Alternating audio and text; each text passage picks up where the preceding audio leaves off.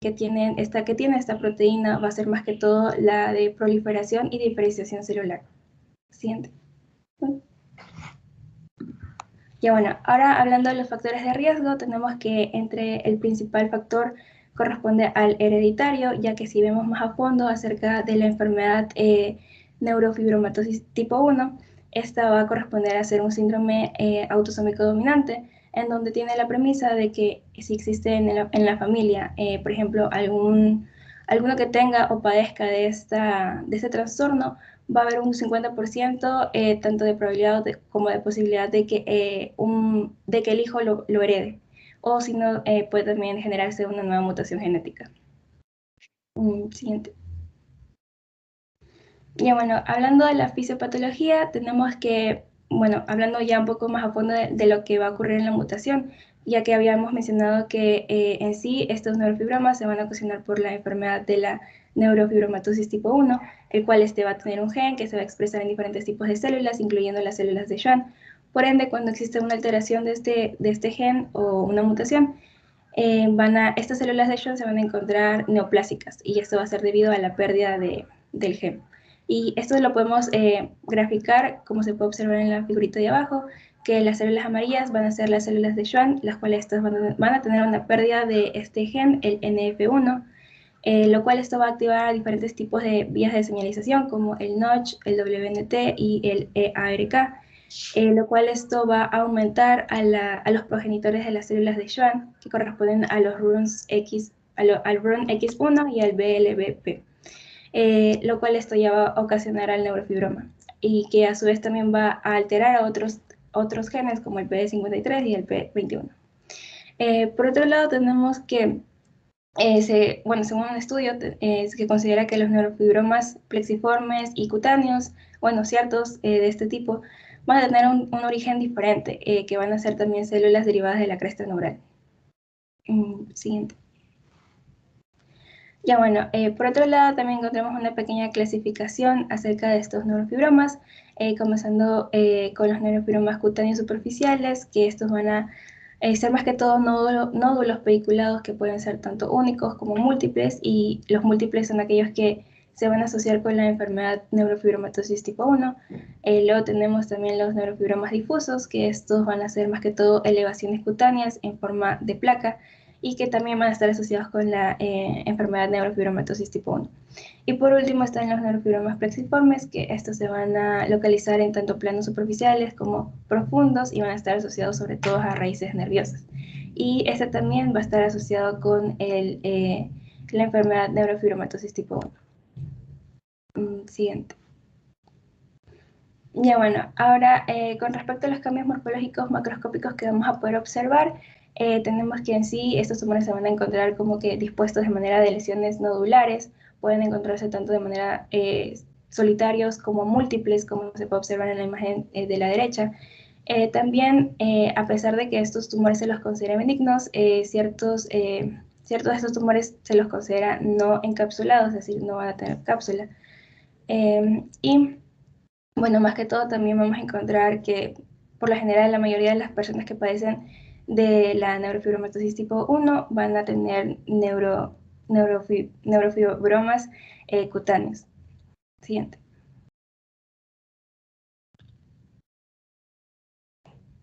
Y bueno, también vamos a tener que este tipo de, otros cambios morfológicos que vamos a poder observar es que van a tener un tamaño y consistencia variable, especialmente si hablamos de los neurofibromas plexiformes, como se observa en la imagen derecha.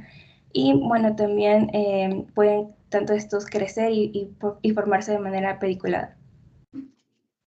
Sí. Y bueno, con respecto a las manifestaciones clínicas, en sí se considera que estos tumores benignos van a depender, o sea, la sintomatología de estos tumores benignos van a depender bastante de la ubicación, que puede ser tanto de manera en la parte de la piel, o sea, se puede desarrollar en la piel o debajo de esta, o inclusive dentro del cuerpo. Sin embargo, independientemente de la ubicación, lo que sí van a formar van a ser bultos, que esto más corresponde a los neurofibromas plexiformes, que a su vez estos van a poder afectar a varios nervios o inclusive a estructuras adyacentes. Y bueno, sobre todo hablando de estos neurofibromas plexiformes, en el caso de que ocurran en la parte del rostro, van a provocar una desfiguración facial. Siguiente. Ya bueno, ahora hablando del diagnóstico diferencial, bueno, para el diagnóstico de este tipo de tumores se utiliza el diagnóstico clínico, es decir, mediante el examen físico, el médico va a poder detectar ese tipo de tumores y también mediante la anamnesis conocer si es que existe algún antecedente hereditario que haya padecido de este trastorno. También se pueden utilizar pruebas genéticas, que esto lo utilizan más que todo las embarazadas durante el embarazo, o inclusive también muchas mujeres se los realizan antes de tener hijos. También se pueden utilizar la tomografía y resonancia, esto más que todo cuando son neurofibromas que crecen dentro del cuerpo y que pueden estar comprimiendo alguna estructura adyacente. También se puede utilizar el PET, que por lo general este examen no se utiliza tanto, pero sin embargo el médico lo puede solicitar a que se someta a este tipo de examen para saber si el tumor es benigno o maligno. Y por último tenemos la biopsia, que en este caso es la que más se utiliza especialmente para poder diagnosticar a los neurofibromas antes de una intervención quirúrgica. Y bueno, ahora hablando del diagnóstico diferencial, tenemos que muchas veces se los confunde tanto con lipomas, con fibromas, hasta incluso con algunos tumores epiteliales y bueno, sobre todo con el schwannoma, el cual este se va a diferenciar por la característica que había mencionado anteriormente, de que en sí estos neurofibromas se los consideran no encapsulados, mientras que los schwannomas sí se consideran capsulados.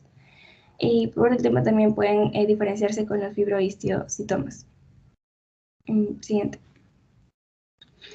Ya bueno, hablando de la epidemiología, bueno, encontré un estudio en el cual era un estudio descriptivo en el que se basaba más que todo en la revisión de ciertos casos de neurofibromas que estaban registrados en la época de enero de 1980 hasta diciembre del 2010 de los archivos dermatopatológicos del Hospital General del Dr. Manuel González en México, en el cual, bueno, utilizaron datos, en este estudio se utilizaron datos para poder conocer acerca del sexo, la localización del tumor, la edad, para saber sobre la sintomatología, el tiempo de evolución, también el tiempo de inicio, hasta incluso se pudo lograr crear un patrón histológico.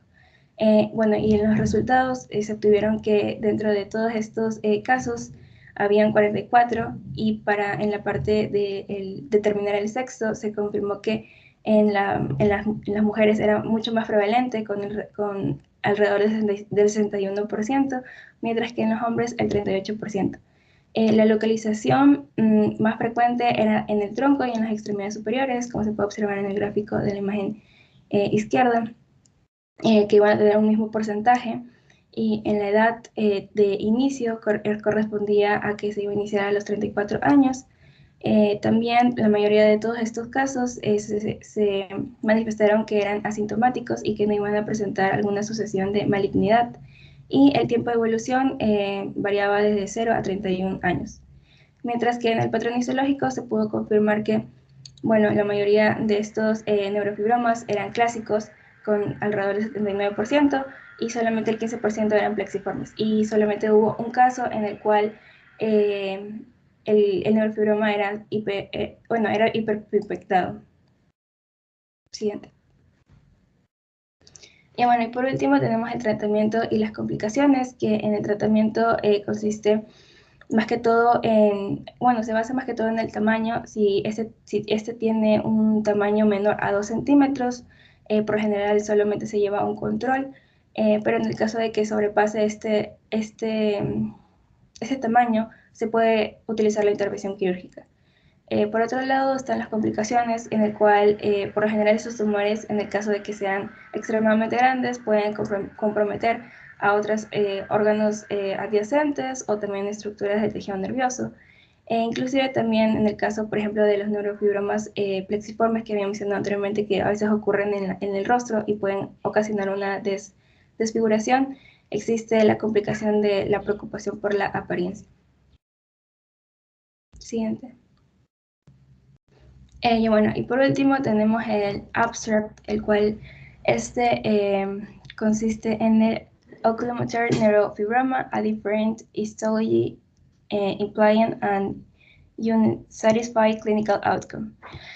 Well, in the abstract said that the tumors arising from oculomotor nerve are rare, with few cases reported in the literature. Generally, whereas schwannomas are well encapsulated tumors, neurofibromas tend to invade the entire nerve fibers. These differences influence surgical resection and neurological clinical outcome, with neurofibroma often require the sacrifice of the nerve. Accordingly, an incorrect preoperative diagnosis can lead to incomplete patient counseling before surgery. In the case description, we report two cases, a patient with an oculomotor schwannoma and a patient with an oculomotor neurofibroma.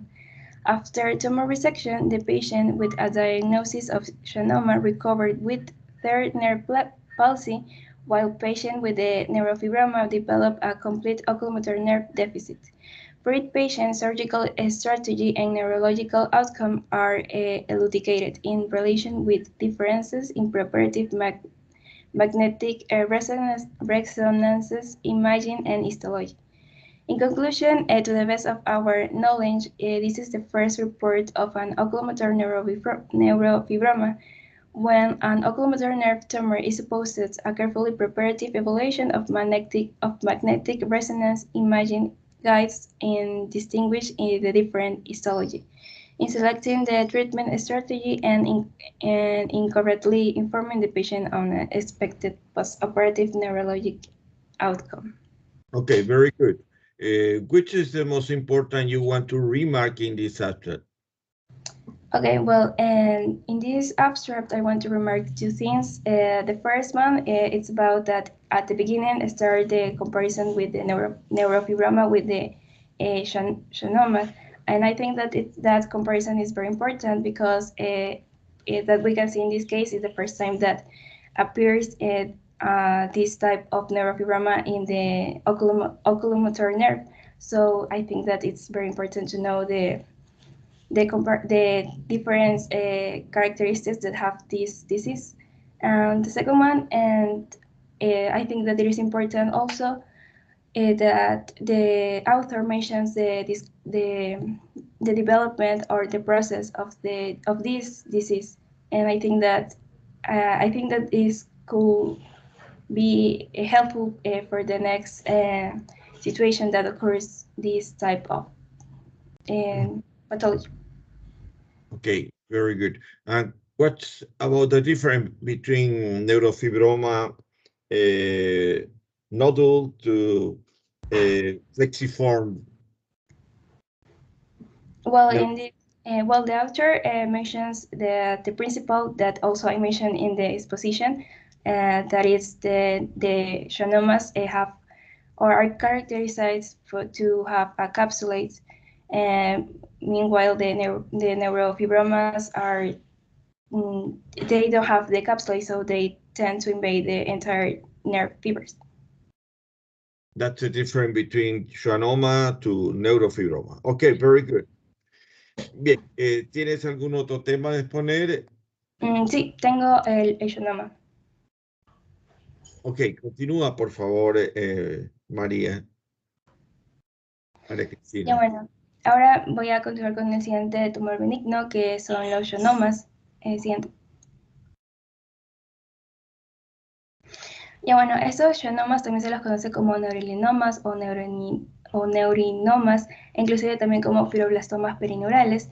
Estos tumores van a ser benignos, van a ser de crecimiento lento, en donde también vamos a encontrar una pequeña diferenciación de las células de Schwann. Inclusive también vamos a tener que estos tumores van a tener un crecimiento a partir de los nervios periféricos, tanto periféricos como craneales, sensoriales, en donde tenemos que el octavo par craneal es el que se va a encontrar más afectado. También tenemos que este tipo de tumores van a estar asociados con la enfermedad neurofibromatosis, pero en este caso ya no del tipo 1, sino del tipo 2. Asimismo, también tenemos que estos tumores se consideran o corresponden el 8% de los tumores intracraneales, ya sea abarcando tanto los tumores extrarraquídeos como intrarraquídeos. Sin embargo, estos schwannomas se van a caracterizar por formarse más que todo en en la parte en el punto cerebeloso. Ya bueno, también, lo cual esto va a tener cierta asociación con el nervio acústico, lo cual esto menciona que entre los ionomas con más frecuencia corresponden a los ionomas o neurinomas acústicos, y entre los que con menor frecuencia encontramos son aquellos que se originan a partir de las ramas del nervio facial. Siguiente. Ya bueno, en su parte etiológica en sí menciona que existen dos razones. La primera, la cual es la primordial o la que por mayor se considera que se da, que es debido a una causa desconocida, lamentablemente. Sin embargo, existe también otra razón, que es la por enfermedades genéticas, como en el caso de la enfermedad neurofibromatosis tipo 2. Sin embargo, esta etiología de la enfermedad neurofibromatosis tipo 2 solamente va a corresponder a ciertos tipos de ionomas que corresponden a los neurinomas acústicos. Ya bueno, esta enfermedad neurofibromatosis tipo 2, esta también a su vez va a tener un gen que corresponde al NF2, que justamente también se va a encontrar en el cromosoma 22. Y cuando existe alguna alteración, pues va a haber un mayor riesgo de crecimiento tumoral. También existen otras enfermedades genéticas que se toman en cuenta, como la schwannomatosis o también los complejos de Carney. Siguiente. Ya bueno, ahora hablando de los factores de riesgo, también se toman en cuenta los factores hereditarios, en donde en este caso se hablará sobre la enfermedad neurofibromatosis tipo 2, que esta también es un síndrome autosómico dominante. Sin embargo, esta va a ser menos frecuente que la del tipo 1 y va a tener también la misma premisa de que si en algún familiar existe o se predispone esta afectación, este trastorno, puede que se dé el 50% de probabilidades de poder heredarlo. También tenemos otros factores como la radiación ionizante o alergias y reacciones inmunomediadas. Siguiente. Ya bueno, hablando de su fisiopatología, tenemos que la enfermedad de neurofibromatosis tipo 2, esa, como había mencionado, va a tener su gen que corresponde al NF2, el cual también se va a expresar en diferentes tipos de células nerviosas, incluyendo las células de Schwann, las cuales estas, al haber una mutación o alteración, se van a ver o se van a encontrar neoplásicas por la pérdida de esta expresión. Asimismo, se considera que este gen NF2 va a codificar a una proteína que consiste en la merlina, la cual esta va a limitar la expresión en la superficie celular de receptores de factores de crecimiento. Por ende, cuando existe una ausencia de esta, las células de proliferación en exceso en respuesta a los factores existe un exceso en las respuestas de los factores de crecimiento. Siguiente. Ya bueno, en los cambios morfológicos vamos a poder observar que estos van a ser sobre todo lesiones nodulares, pero bien encapsuladas, para tener un color blanquecino y con una superficie brillante. También vamos a tener que estas se van a encontrar más que todo en la parte del tejido celular subcutáneo y por lo general en los brazos, en las extremidades superiores e inferiores, pero sin embargo especificando que se van a encontrar en las superficies flexibles. También se pueden encontrar en el cuello y en la cabeza. Siguiente. Ya bueno, en este caso pude encontrar un caso en el cual se puede observar en las imágenes que el paciente tenía un schwannoma en el nervio mediano del túnel carpiano, en el cual se le realizó una intervención quirúrgica. Y como se puede observar en la parte del gráfico E y F, es donde ya se le está realizando la resección. Y en la imagen G ya se puede ver un schwannoma de alrededor de 3 centímetros. Y ya por último está la imagen H, en el cual se puede observar que ya no quedó absolutamente nada en el nervio mediano. Y en las imágenes que se pueden observar en la derecha, estas correspondían las imágenes que se encuentran en la parte superior corresponden antes de la intervención quirúrgica, en el cual se puede observar ahí el schwannoma que se encuentra bien delimitado, mientras que ya en las imágenes inferiores se puede observar que el paciente en este caso ya podía realizar los diferentes tipos de flexiones de la mano. Siguiente. Ya bueno, ahora hablando de las manifestaciones clínicas, tenemos que la mayoría de los schwannomas producen síntomas de compresión local de los nervios afectados o también de estructuras adyacentes. En el interior de la bóveda craneal, los schwannomas se localizan en el ángulo punto cerebeloso, en donde estos van a estar unidos o asociados a la rama vestibular del octavo par craneal. Por eso es que había mencionado anteriormente que los neuronomas acústicos son los que con mayor frecuencia se iban a dar. Y estos, las manifestaciones clínicas que pueden dar este tipo de tumores consisten en acúfenos e hipoacusia, también los zumbidos e entumecimiento facial. Y también existe a veces que tienen pérdida del equilibrio. Siguiente. Y bueno, hablando del diagnóstico y su diferencial, en la parte del diagnóstico tenemos que, por lo general, asimismo como los neurofibromas, se va a basar más que todo en el diagnóstico clínico, se va a utilizar también la resonancia y la tomografía, también se puede utilizar la electromiografía, que consiste en la utilización de varias agujas que se colocan en el músculo para de esa forma saber se puede decir, la electricidad del músculo al momento de que se realiza una acción o se mueve. También se utiliza un estudio de conducción nerviosa y por último una biopsia tanto del tumor como del nervio. Mientras que en la parte del diagnóstico diferencial, estos por lo general se los pueden como que confundir con los coleostomas, con los meningiomas, especialmente estos por la ubicación, también con un meningocele, un adenoma, un tumor glómico, un hemangioma, un lipoma e incluso también un neurofibroma, que como ya habíamos mencionado anteriormente, la diferencia que tienen estos es que, bueno, en el caso de los schwannomas van a presentar una cápsula, mientras que los neurofibromas, estos van a tener la ausencia de esta cápsula, por ende estos van a crecer de manera expansiva y no van a respetar a la estructura.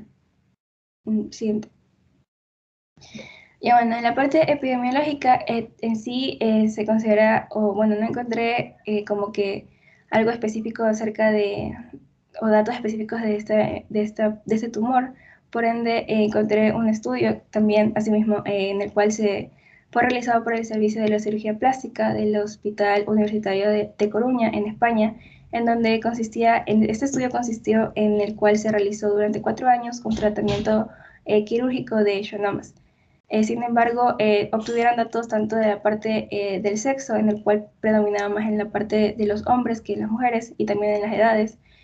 Sin embargo, faltaron ciertas premisas, como por ejemplo la localización, el tiempo, la irradiación y también si es que existía algún bloqueo neurológico, en donde se pudo obtener con los resultados que la localización iba a ser preferentemente en las extremidades superiores, el tiempo iba a ser de 14 meses, la irradiación iba a ser probablemente total y el bloqueo neurológico sí iba a existir de un 70%. Siguiente.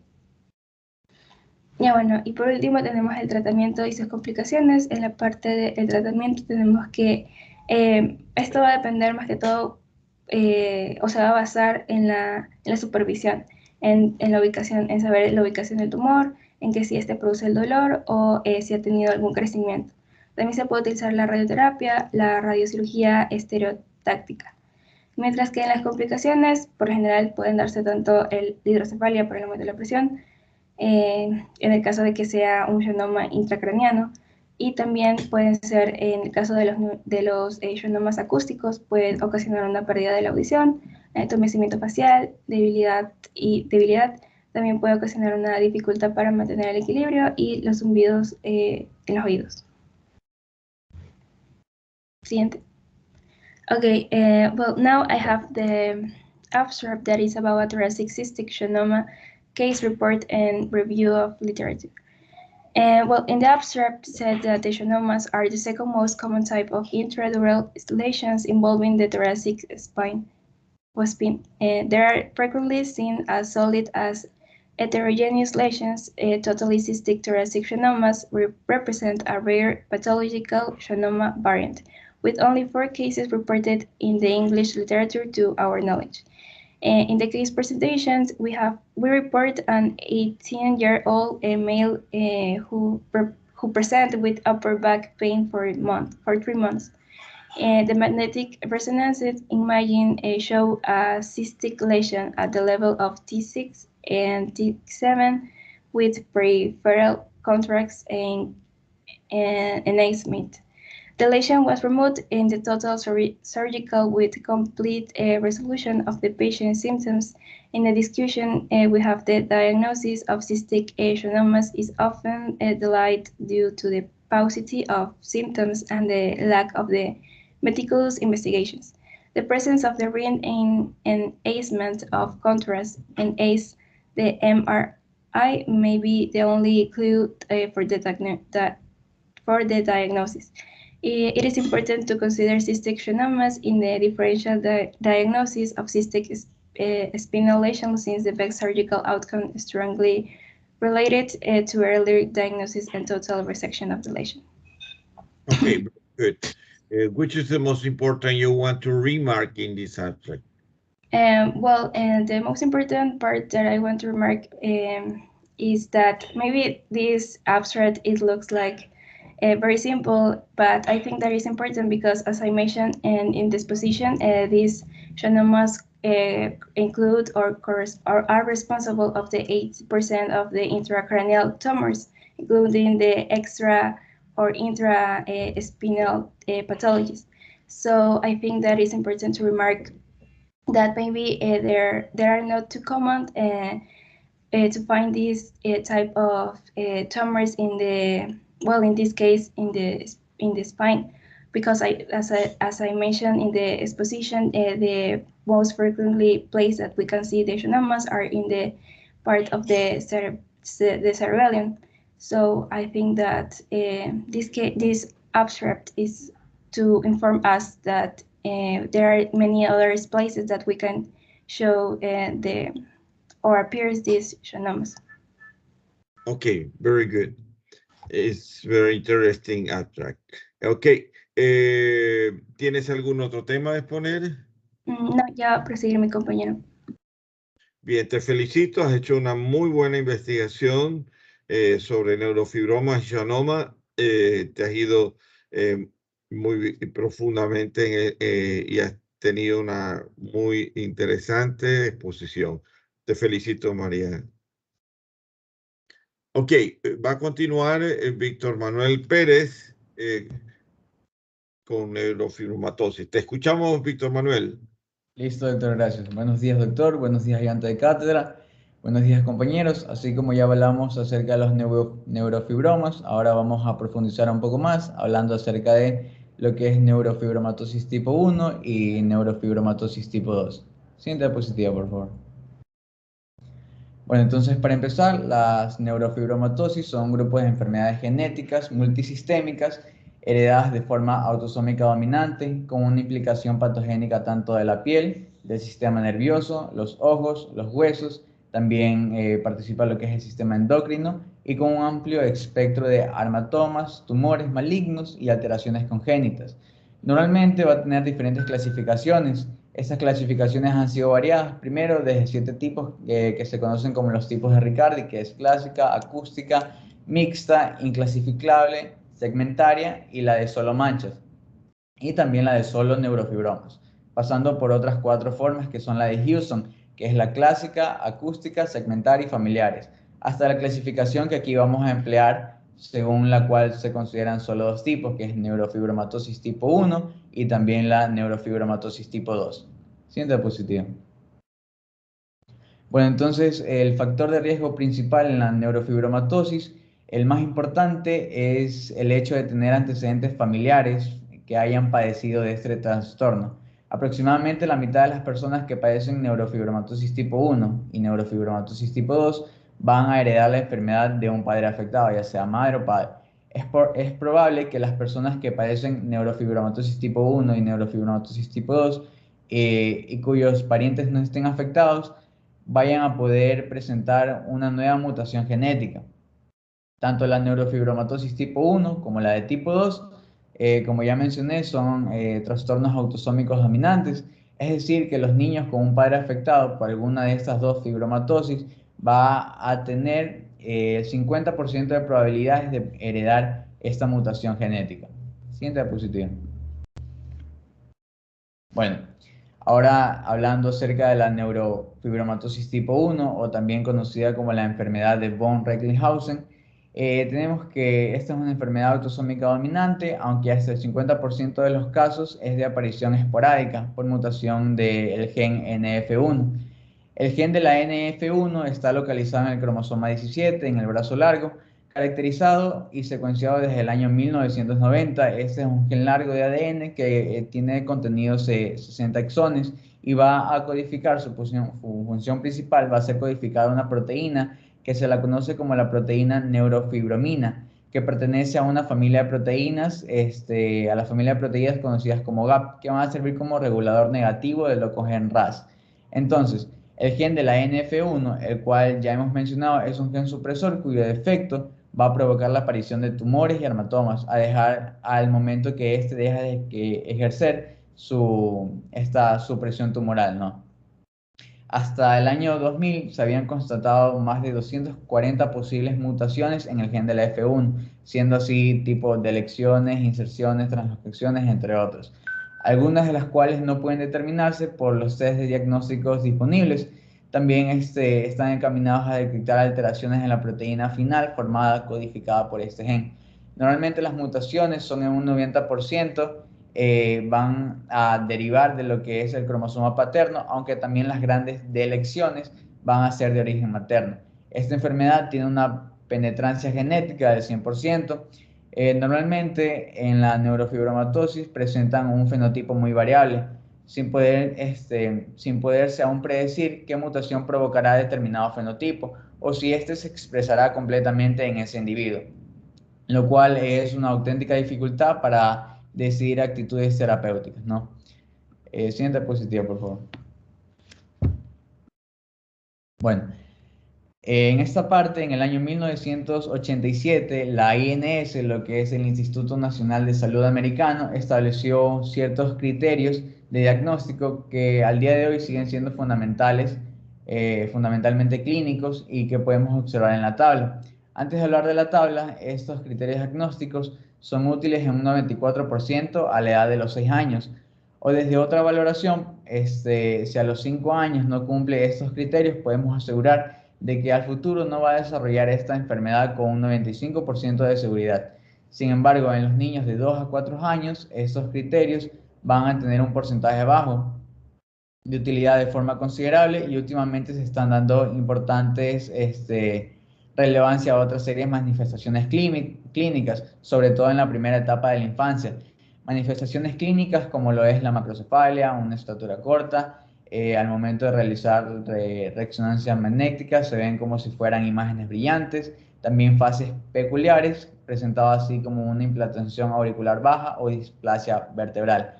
Entonces, los criterios diagnósticos de la neurofibromatosis tipo 1 van a ser los siguientes en la tabla. Si se cumplen 2 de estos diagnósticos o más, se puede decir de que estamos en presencia de neurofibromatosis tipo 1. Las siguientes son presencia de 6 o más manchas de color café con leche, las cuales son mayores a los 5 milímetros en la prepubertad o mayores de los 15 milímetros si son pacientes postpuberales. Presencia también de 2 o más neurofibromas de cualquier tipo o un neurofibroma plexiforme. También vamos a tener pecas a nivel de lo que es la axila o la parte de la ingle, glioma de la vía óptica. En el momento de hacer el examen de observar con una lámpara de hendidura, se pueden observar lo que son los nódulos del Leach. También tenemos existencia de displasia del efenoides o adelgazamiento de la cortical de los huesos largos con o sin pseudoartrosis. Y otra parte importante también es, como habíamos mencionado, el hecho de tener un pariente de primer grado afectado con neurofibromatosis, como puede ser padre, hermanos o hijos. Siguiente diapositiva, por favor. Bueno, en esta parte vamos a tener las principales manifestaciones clínicas de la neurofibromatosis tipo 1. En primer lugar tenemos las manchas, que característicamente son como de tipo café con leche. Estas son las de aparición más frecuentes. Estas tienen un 99%, las presentan un 99% de los pacientes. Estas también son las más tempranas, ya que se observan en ocasiones desde el nacimiento o en la infancia temprana, aumentando en un número y en tamaño con la edad. Tiene un criterio diagnóstico si se aprecian 6 o más de estas, como ya había mencionado, de 5 milímetros en el individuo prepuberal o 15 milímetros si ya se ha desarrollado el individuo hacia la pubertad. Las formas clínicas van a ser muy variadas. Estas manchas van a poder ir desde el color marrón claro al oscuro.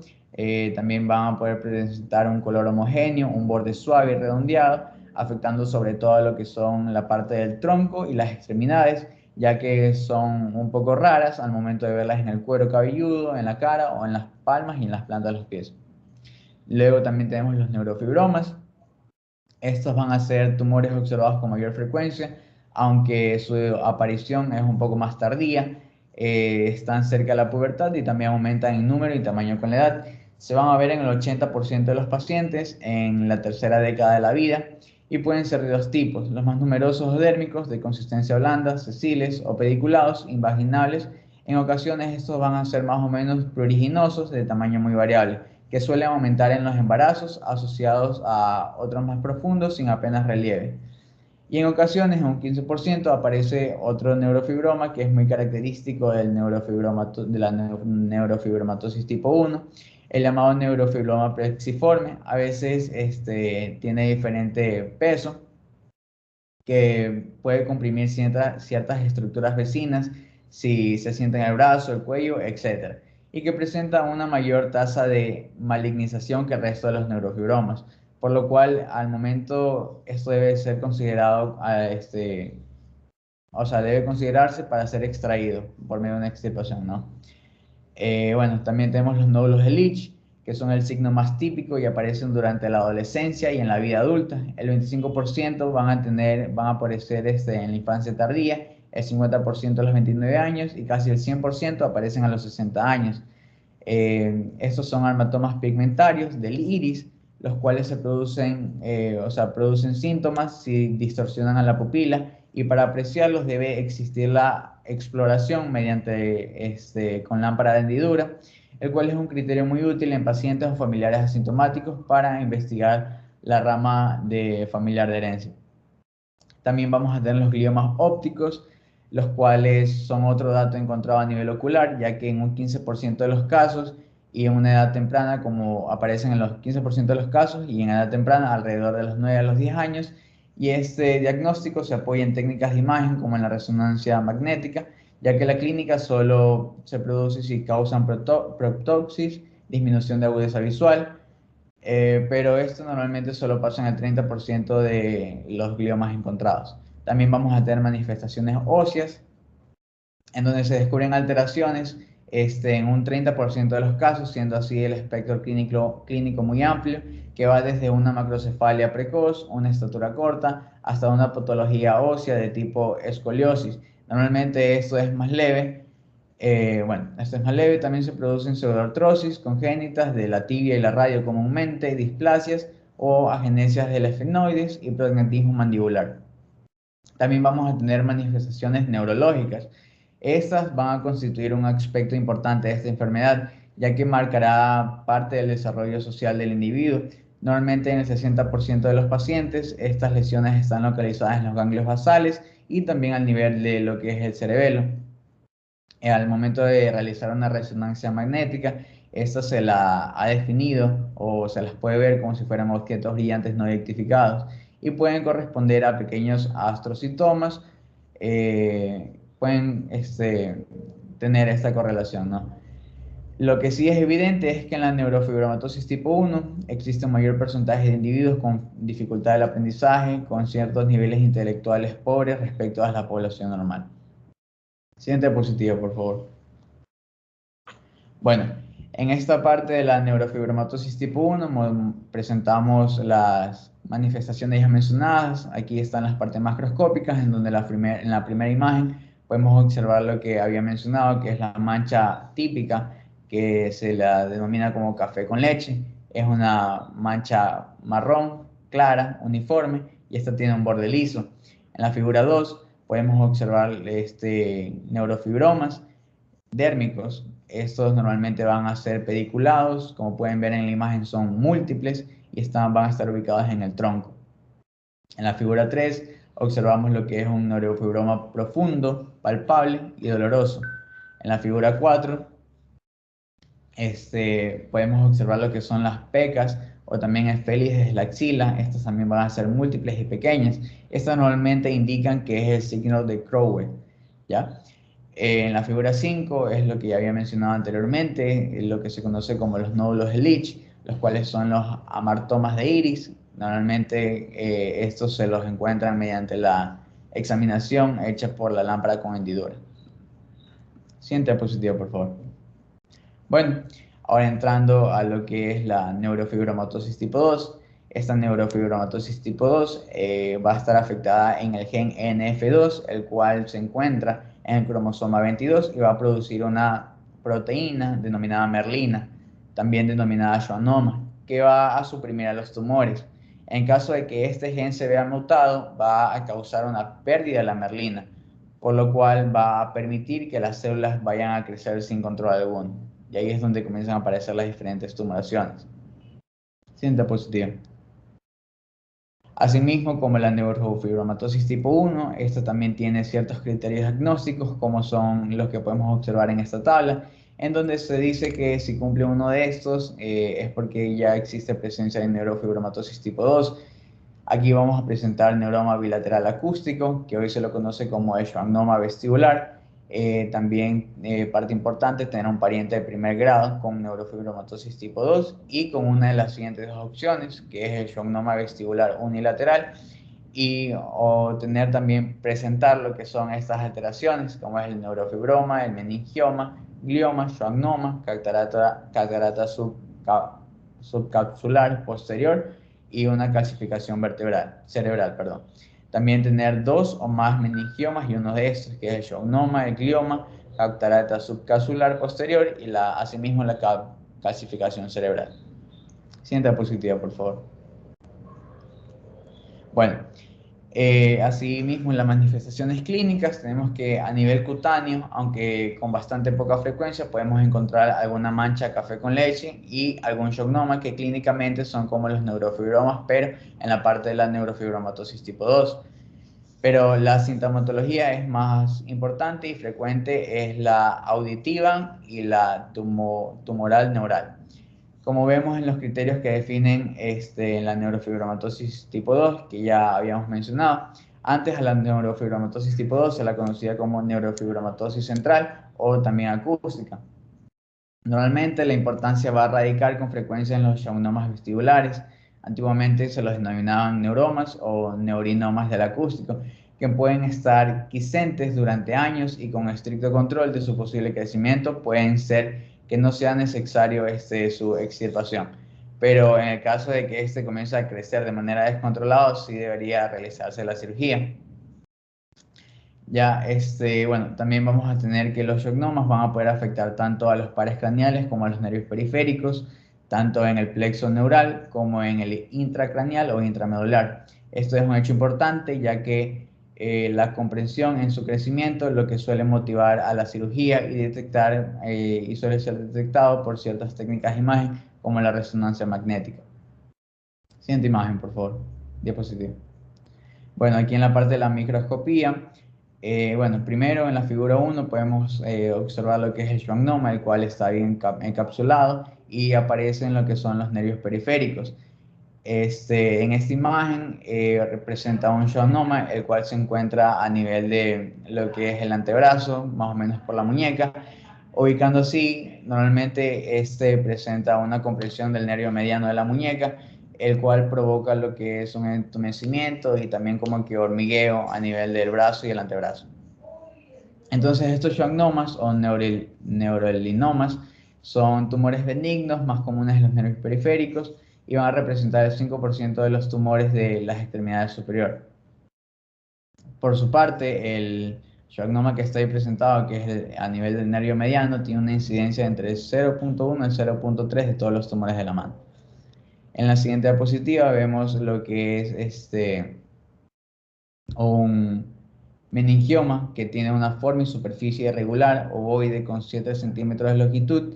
Tiene un tejido de color café claro, con áreas congestivas de consistencia blanda. Normalmente está separado por un segmento óseo en el cual se observan adherencias tumorales. Estos meningiomas son neoplasias de células meningoeteliales que representan entre el 13% al 23% de los tumores intracraneanos. Estos se manifiestan frecuentemente en adultos a la edad media y también a una edad avanzada, con una ocurrencia mayor en mujeres. En más del 80% de los casos, estos tumores son benignos de crecimiento lentos, susceptibles a la curación mediante una resección quirúrgica completa.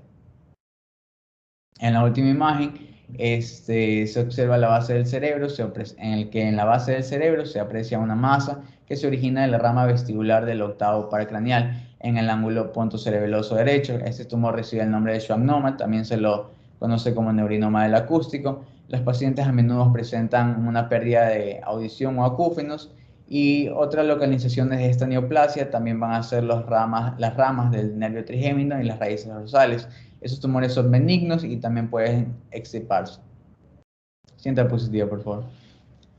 Bueno, acá vamos a tener tratamientos y complicaciones. En sus tratamientos, bueno, empezamos con las complicaciones. Va a poder causar problemas neurológicos, problemas del esqueleto, problemas de visión, problemas cardiovasculares, problemas respiratorios, cáncer, problemas durante la época de cambio hormonal, feocromocitoma, y también preocupaciones por la apariencia del individuo, ¿no?, que presentan a este tipo de enfermedad.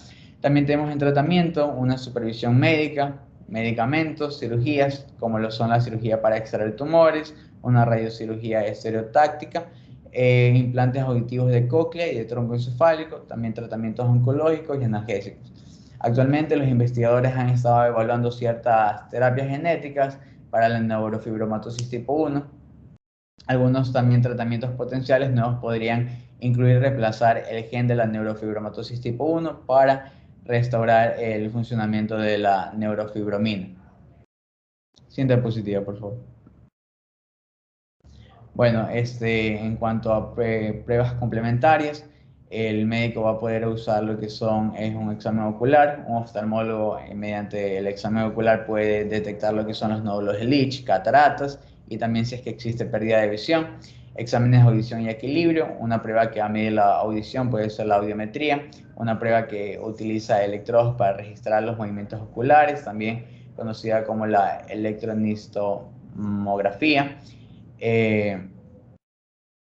También prueba que va a medir los mensajes eléctricos que llevan del sonido desde el oído interno hasta el cerebro. También pueden ayudar a evaluar los problemas de audición y de equilibrio en personas que padecen neurofibromatosis tipo 2. También están las pruebas por imágenes, como lo son las radiografías, tomografías computarizadas y resonancias magnéticas. Pueden ayudar a identificar si es que existen algún tipo de anomalías óseas, tumores en el cerebro, en la médula espinal y tumores muy pequeños. También están las pruebas genéticas. Existen pruebas que son específicamente para identificar neurofibromatosis tipo 1 y la neurofibromatosis tipo 2, que pueden realizarse durante el embarazo, antes de que el bebé nazca. Siguiente diapositiva, por favor. Bueno, en cuanto a la epidemiología, de manera general, decimos que va a ser un poco diferente entre la neurofibromatosis tipo 1 y tipo 2, ya que la neurofibromatosis tipo 1 va a ser las más frecuentes de todas. Hasta el 97% de todos los tipos de neurofibrosis diagnosticadas. Normalmente, estas afectan a 1 de cada 3.000 personas, y se ha calculado que cada médico a lo largo de su vida profesional se encontrará con 2 casos en su vida de neurofibromatosis tipo 1. Esta también se la conoce como neurofibromatosis clásica o periférica.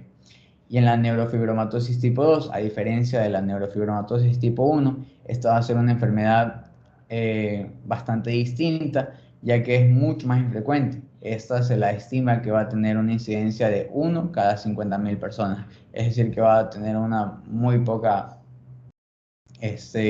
probabilidad de que pase esta neurofibromatosis tipo 2. Siguiente diapositiva, por favor. Bueno, ahora voy a presentar el abstract. Empezamos con neurofibromatosis. Neurofibromatosis is one of the most common genetic disorders inherited in autosomal dominant fashion. This phacomatosis is classified into genetically distant subtypes characterized by multiple cutaneous lesions and tumors of the peripheral and central nervous system. Neurofibromatosis type 1, also referred to as Recklinghausen's disease, affects about 1 in 3,500 individuals and present with a variety of characteristic abnormalities of the skin and the peripheral nervous system. Neurofibromatosis type 2 previously termed central neurofibromatosis, is much more rare, occurring in less than 1 in 2,500 individuals. Often, first clinical signs of the neurofibromatosis type 2 become apparent in the late teens with a sudden loss of hearing due to the development of B or unilateral vestibular schwannomas. In addition, neurofibromatosis type 2 patients may suffer from further nervous tissue tumors such as meningiomas or gliomas. Thank you. Okay, which is the most important you want to remark? Okay, the most important part of this abstract is the incidence between neurofibromatosis type 1 and type 2. Neurofibromatosis type 1 refers that is the most frequently, and neurofibromatosis type 2 is less than the first one. Also, another important point to remark in this abstract is the most important sign of each disease. For example, in neurofibromatosis type 1 is the presence of neurofibromas.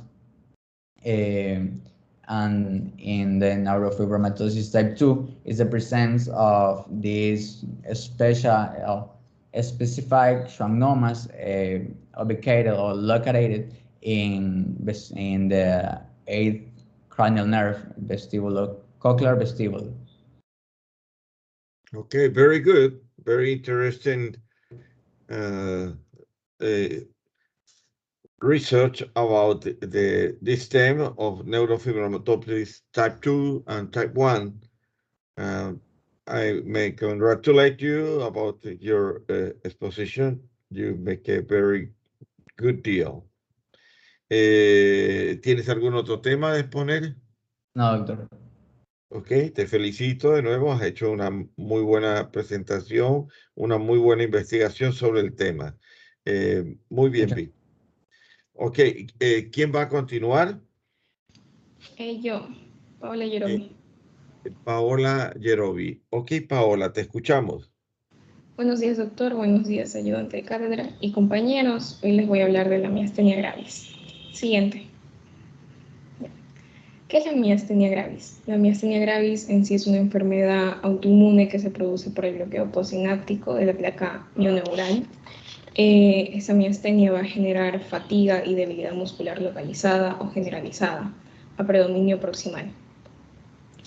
La debilidad muscular que puede causar puede llegar a ser muy severa y comprometer lo que es la musculatura respiratoria, tanto así que el paciente puede requerir de ventilación mecánica e intubación endotraqueal. Siguiente. En la etiología se han descrito múltiples hipótesis que tratan de explicar el mecanismo por el cual se desarrolla la miastenia gravis. Pero los más importantes son la respuesta inmune y los cambios genéticos que ocurren en las células que participan en la miastenia gravis. Aquí voy a presentar 3 hipótesis, que la primera es la hipótesis autoinmune, que se fundamenta a partir de la producción de anticuerpos contra receptores de acetilcolina en ciertos pacientes. En esta variante de la enfermedad se acompaña de cambios funcionales, estructurales en el timo, como en el 15% de los pacientes se puede presentar un timoma o la presencia de una hiperplasia tímica, que es en el 60% de la población afectada de esta patología. Como segunda hipótesis, está relacionada con una elevada activación de marcadores de inflamación observados en pacientes con miastenia gravis, y esto va a sustentar más sobre la hipótesis de una respuesta crónica y sistémica que incluye diferentes subtipos de células TCD4.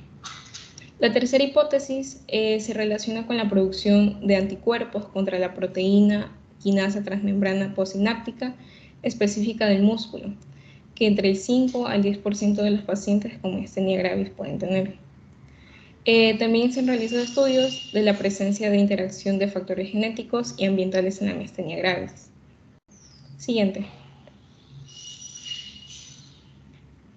Factores de riesgos. Entre los factores de riesgo tenemos factores ambientales y factores hereditarios. Los factores ambientales tenemos exposición a ciertos fármacos. Algunos, por ejemplo, son quinolonas, betabloqueadores de canales de calcio, lidocaína, tenemos sulfato de magnesio, carbonato de litio y corticoides. En cuanto a y también tenemos la contaminación y patógenos que podrían incrementar el riesgo a estas enfermedades autoinmunes. También están las infecciones víricas, como es el virus del Nilo y el citomegalovirus. En los factores hereditarios hay estudios que demuestran la presencia de diferentes antígenos leucocitarios en los subgrupos de miastenia gravis. Y también hay que tener en cuenta que del 3 al 5% de los pacientes van a tener un miembro de su familia con miastenia gravis o con otras patologías autoinmunes, como son el trastorno tiroides o el lupus eritematoso sistemático. Siguiente. En la fisiopatología se desconoce el origen preciso de una respuesta autoinmune en lo que es la miastenia gravis, pero hay que tomar en cuenta las anormalidades en el timo, puede ser por una hiperplasia o neoplasia. Estas anormalidades juegan un papel importante en los pacientes con anticuerpos antirreceptores de acetilcolina. Como se puede ver en la imagen, vamos a hablar de la unión neuromuscular, que tiene 3 componentes básicos. Primero es el nervio presináptico, donde se sintetiza la acetilcolina, se almacena y también se libera. Segundo, tenemos el espacio sináptico y tercero, tenemos la membrana muscular posináptica. En la membrana muscular posináptica contienen los receptores de acetilcolina y también la enzima acetilcolinesterasa. Entonces, ¿qué pasa en la miastenia gravis? En la miastenia gravis va a haber una pérdida de los receptores de acetilcolina funcionales que va a dar como resultado lo que es la disminución de la amplitud de la placa terminal. Y por lo tanto va a haber un recaimiento, va a caer debajo del umbral requerido para lo que es la generación del potencial de acción de la fibra muscular durante las despolarizaciones nerviosas. Y esto va a dar como resultado una falla en la transmisión neuromuscular. Siguiente. En la clasificación de la enfermedad, a la miastenia gravis se la clasifica en base a la edad. Por ejemplo, en la miastenia pediátrica se la clasifica en miastenia neonatal transitoria o síndromes miasténicos congénicos y miastenia gravis juvenil que se presenta a los 19 años de edad. Mientras que en los adultos se toma en cuenta la edad, los mecanismos autoinmunes, que son los anticuerpos presentes, y el estado del timo se puede dividir en miastenia gravis en subgrupos. Siguiente. Ya, esta es otra tabla así de clasificación de la miastenia gravis, que es la clasificación de Osserman, y esta permite la determinación clínica. Siguiente. Ya. En los cambios morfológicos, este era un paciente de un niño de 2 años que había llegado al hospital por tener dificultades para lo que era la deglución. Entonces, en el hospital los doctores le diagnosticaron que presentaba una facies miopática, que es la figura número A, inexpresiva, con cara alargada. En la figura número A se puede ver las cejas arqueadas, una ptosis palpebral, también se puede ver el epicanto bilateral, y en cambio en la imagen número B se ve al niño después del tratamiento que recibió. Siguiente.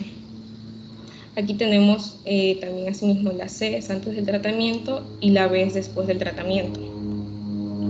En la C se puede ver que el niño presenta una boca entreabierta, un labio inferior evertido, un paladar ojival y mentón en punta. Y después ya con el tratamiento, como se ve, se evidenció una notoria mejoría en lo que era la ptosis palpebral, la apertura vocal y la expresión facial en general.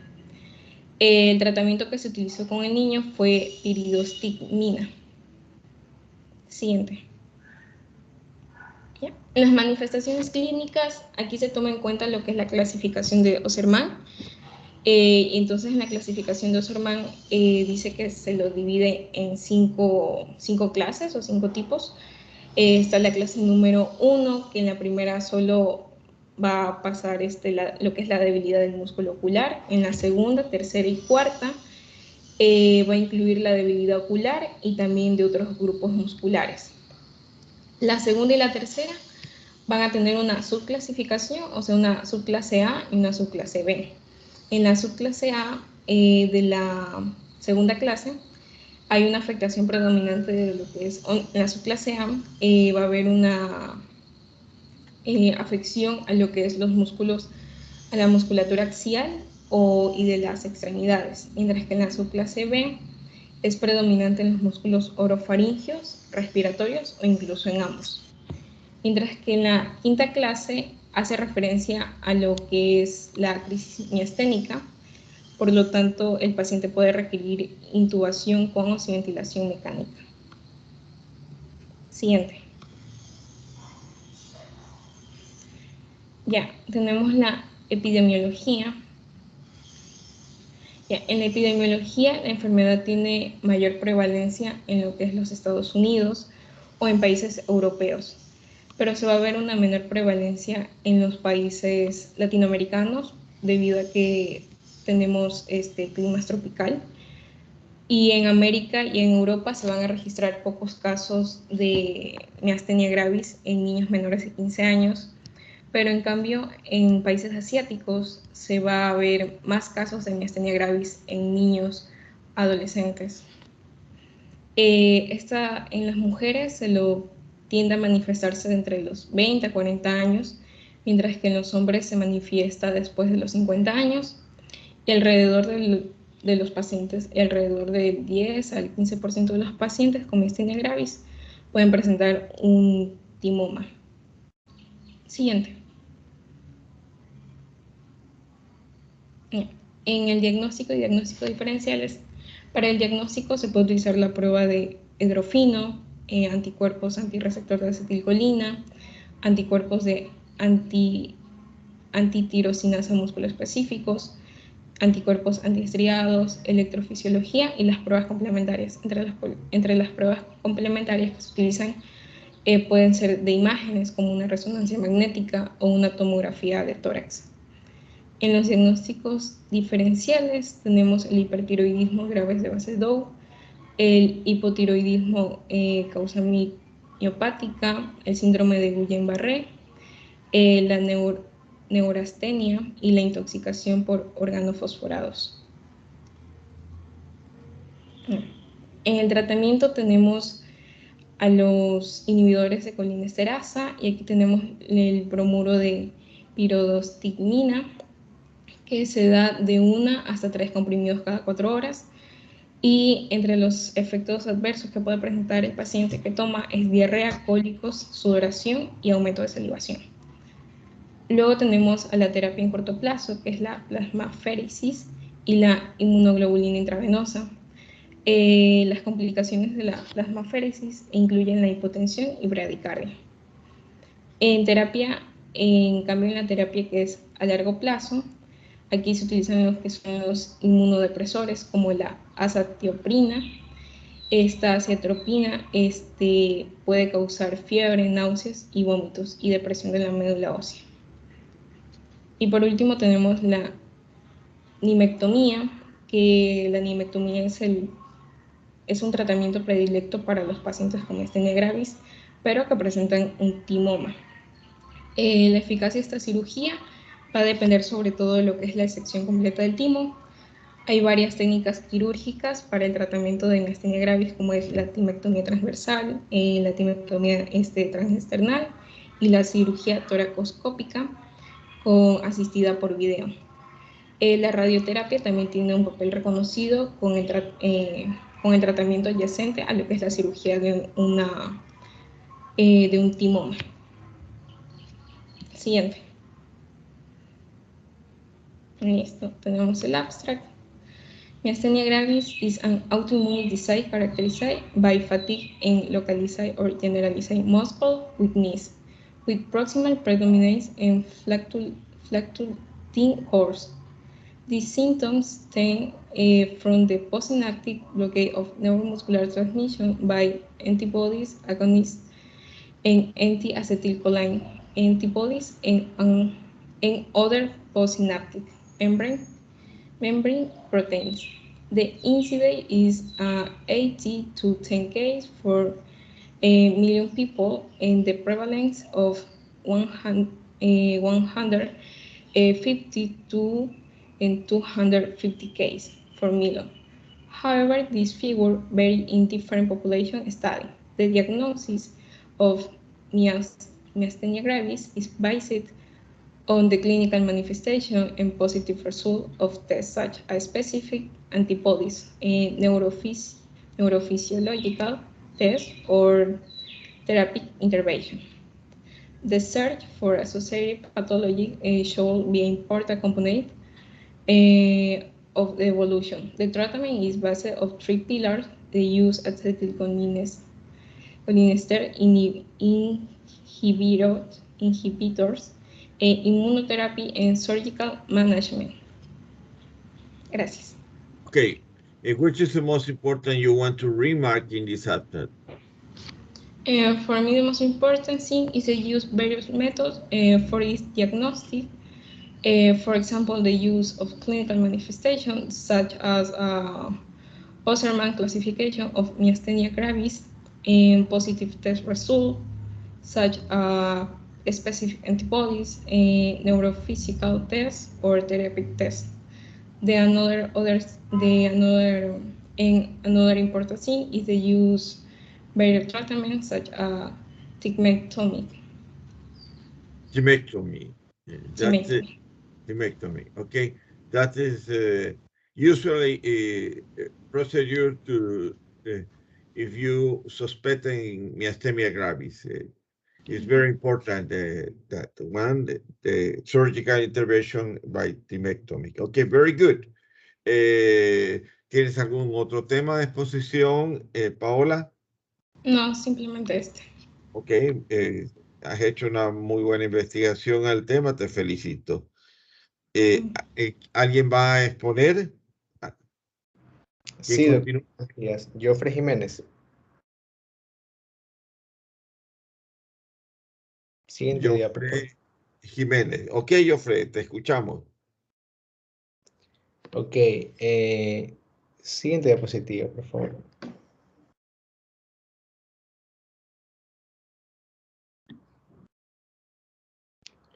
Doctor, no sé si es mi internet, pero o se pasó a la siguiente diapositiva. Ah, ya, ok.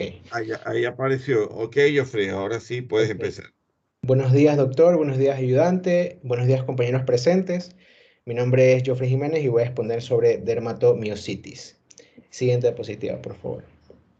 Bueno, tenemos que la dermatomiositis es un tipo de miopatía inflamatoria idiopática que va a estar afectando el músculo esquelético y a la piel. Esta aquí se va a caracterizar por la aparición progresiva de debilidad muscular e inflamación debido al daño en los vasos sanguíneos pequeños. Siguiente diapositiva, por favor. Dentro de lo que es la etiología, tenemos que su etiología exacta aún se desconoce, pero se dice y se comenta que puede ser dado por la diabetes, algún virus o incluso drogas. En cuanto a la diabetes, se dice que va a estar relacionada con la enfermedad en cuanto a los cambios de los vasos sanguíneos pequeños del tejido muscular. Esto aquí mediado a su vez por el complemento que conduce al daño vascular. Los virus, como pueden ser virus como por ejemplo el Coxsackie, parvovirus, hechovirus y el VIH. Y las drogas pueden ser drogas como la dihidroxiurea, estatinas, penicilinas, quimioterapias y la ciclofosfamida. Siguiente diapositiva, por favor. En cuanto a los factores de riesgo, tenemos que la causa de la dermatomiositis también se va a desconocer en sí, pero los expertos piensan que puede deberse a lo siguiente, como por ejemplo una infección viral de los músculos, a problemas con el sistema inmunitario, incluso el cuerpo. También se dice que cualquier persona puede sufrir dermatomiositis, pero es más común que se dé entre los niños desde los 5 hasta los 15 años y también en adultos desde los 40 hasta los 60 años.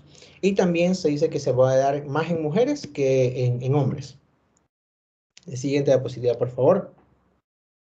Ya, en cuanto a la fisiopatología, tenemos que los análisis serológicos han identificado que su causa puede ser con mucha frecuencia por distintos anticuerpos, linfocitos B e incluso células plasmáticas.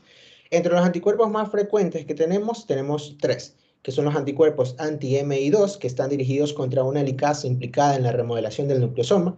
Estos aquí van a tener una asociación sólida con las pápulas de Gotrón prominentes y un exantema del heliotropo. También los anticuerpos anti-JO1, que están dirigidos contra la enzima histidilo ARNT sintetasa. Estos aquí, en cambio, van a estar asociados a una neumopatía intersticial, artritis no erosiva y un exantema cutáneo descrito como manos de mecánico, o también llamados como manos de mecánico. Y los anticuerpos anti-P155 o P140 están dirigidos contra varios reguladores de la transcripción y están asociados a casos de dermatomiositis paraneoplásica juvenil. Aunque a pesar de todo esto, de haber dicho todo esto, aún no se ha demostrado en sí un vínculo directo con estos anticuerpos y con la enfermedad. Es solo una base que se tiene. Siguiente diapositiva, por favor. Ya, en cuanto a la clasificación de la enfermedad, vamos a tener dos clasificaciones. Una antigua que va a estar propuesta por Bohan y Peter y una más actual. Ya, la antigua se dice que se va a dar por el número de criterios para dar un posible diagnóstico. El diagnóstico definitivo, como se ve, será cuando se tiene 4 de 5 criterios. Y estos criterios van a ser la debilidad proximal simétrica que progresa en semanas o meses, biopsias musculares con evidencia de miopatía inflamatoria, elevación de enzimas musculares séricas, una electromiografía con características de miopatía, erupción cutánea típica de dermatomitosis. Y en cuanto a la clasificación actual, tenemos los siguientes, como por ejemplo la miopatía inflamatoria idiopática, que se subdivide a su vez en varios tipos, hasta el tipo 6. Otras formas de miopatía inflamatoria, miopatías causadas por infecciones y miopatías causadas por fármacos y toxinas. Siguiente diapositiva, por favor. En cuanto a la macroscopía, tenemos que, podemos aquí observar lesiones coloradas o de color violáceo que se van a dar en la piel. Puede ser también en zonas como, por ejemplo, alrededor de los ojos, en el escote, en la espalda, en la parte posterior del cuello. También podemos visualizar lesiones en las manos, como se puede observar, cambios de color en los dedos. Y esto generalmente se da cuando hay contacto, cuando hay presencia del frío. Esto aquí se conoce como el síndrome de Raynaud. Siguiente diapositiva, por favor. Dentro de las manifestaciones clínicas, en cambio aquí vamos a tener dos manifestaciones, se podría decir, la muscular y la cutánea. Dentro de las manifestaciones musculares tenemos la debilidad del dolor. Estas aquí se van a presentar en todo el cuerpo, pero van a ser más frecuentes en los grupos musculares periféricos proximales. La intensidad de dicha debilidad se dice que puede impedir que el paciente se valga por sí mismo para hacer actividades diarias normales, digamos de alguna manera, como puede ser caminar, peinarse, comer. Normalmente esto aquí se manifiesta como una debilidad moderada, no es tan exagerada, y es importante saber que el compromiso a la musculatura torácica o abdominal es muy poco frecuente que se afecte, ¿no? O se puede afectar, pero se presenta en etapas más avanzadas de la enfermedad. En cuanto a las manifestaciones cutáneas, se dice que estas aquí van a ser por regiones. Por ejemplo, a nivel de la cara se pueden identificar erupciones de la piel de color violáceo, como ya lo vimos anteriormente, que van a estar rodeando los ojos y reciben el nombre de heliotropo. En la región cérvico-dorsal, en cambio, se puede ver el llamado signo de Chal, o también eritema de la capelina, que básicamente va a consistir en la presencia de un eritema, que es un enrojecimiento en la piel, que abarca toda la superficie del cuello. A nivel, en cambio, de las manos, se pueden identificar lesiones tipo placas o pápulas de color violáceo, así también, acompañadas de procesos descamativos, que se conocen como pápulas de Gottron. Y también se las puede ver en las partes de la extensión de los codos y de las rodillas. Siguiente diapositiva, por favor. Bueno, en cuanto a los diagnósticos y diferenciales. El diagnóstico se dice que se va a establecer por medio de la confluencia de los criterios clínicos. Existe también una serie de anticuerpos que van a ayudar a la clasificación de la enfermedad y para su posible diagnóstico. Entre estos anticuerpos van a destacar la presencia de los ANAS, los anticuerpos específicos de miasitis, que se van a observar en la dermatomiositis, que es la enfermedad que estamos viendo, y también en la polimiositis, los anticuerpos anti-JO1, que van a predecir la afectación pulmonar, los anticuerpos anti-MI2, que van a estar presentes en el 25% de los pacientes, los anticuerpos anti-RO, que están presentes solo en algunos casos. También se pueden hacer pruebas complementarias, como lo puede ser la resonancia magnética nuclear, porque va a permitir valorar la extensión del compromiso muscular que hay, y a su vez tiene un valor en el seguimiento evolutivo de la enfermedad. Perdón, disculpa, Joffre.